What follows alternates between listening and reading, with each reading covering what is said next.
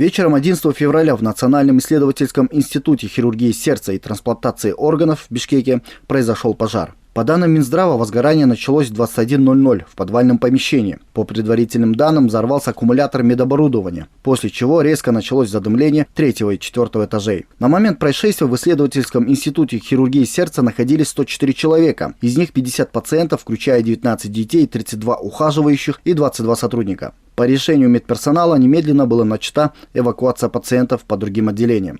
Среди эвакуированных есть пострадавшие от дыма. В основном это сами сотрудники хирургии и ухаживающие за больными. Все они находятся под присмотром врачей. Некоторых уже выписали и им разрешили приступить к работе. Тушение пожара началось в 21:07. Были задействованы 6 пожарных расчетов, 5 спасателей и оперативная группа Центра управления в кризисных ситуациях при МЧС. В 22:33 огонь был локализован, а в 23:15 усилиями пожарных огонь был полностью потушен. По итогам спасательных работ были эвакуированы 266 человек, из них 216 пациенты НИИ хирургии сердца и трансплантации органов и 44 врача. В результате пожара погибли 2 пациента, дети в возрасте 1 год и 7 месяцев и 15 лет. Они находились в реанимации после операции. После эвакуации, несмотря на усилия врачей, спасти их жизнь не удалось. Остальные пациенты Национального института были распределены по другим медучреждениям для дальнейшего лечения.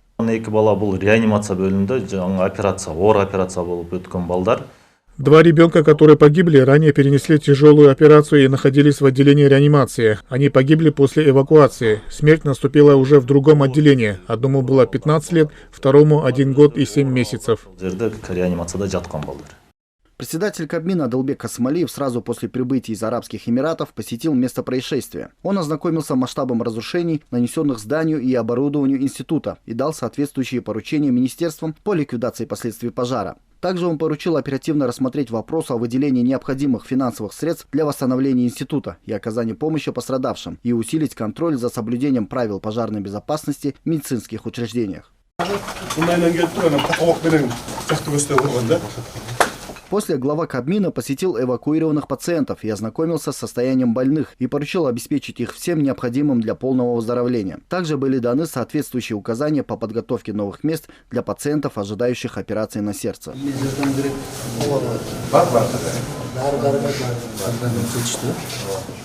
Для пациентов и людей, ожидающих лечения, в оперативном порядке были развернуты новые места. Пациентов, находящихся ближе к столице, будут принимать в Республиканском диагностическо-лечебном центре КГМА. Пациенты из южных областей лечение могут получить в Джалалабадской кардиохирургической больнице. Помимо этого, для больных, находящихся на амбулаторном лечении, открыты специальные кабинеты.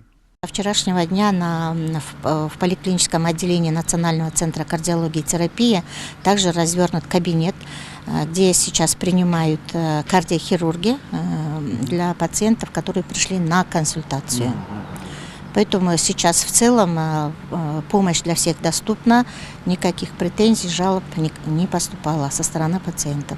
В целях своевременного оказания медпомощи больным с заболеванием сердца были подготовлены операционные и реанимационные отделения. Формируется медперсонал и идет подготовка материально-технического оснащения новых медучреждений.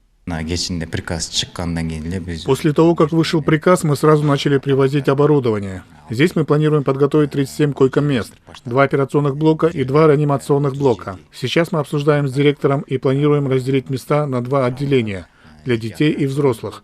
Даст Бог, с понедельника начнем проводить операции и принимать пациентов.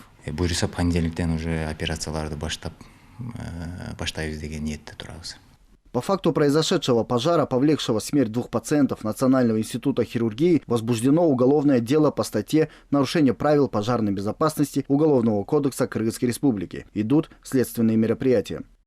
Адилет Тимирланов, Аскар Маратов, ЛТР Бишкек.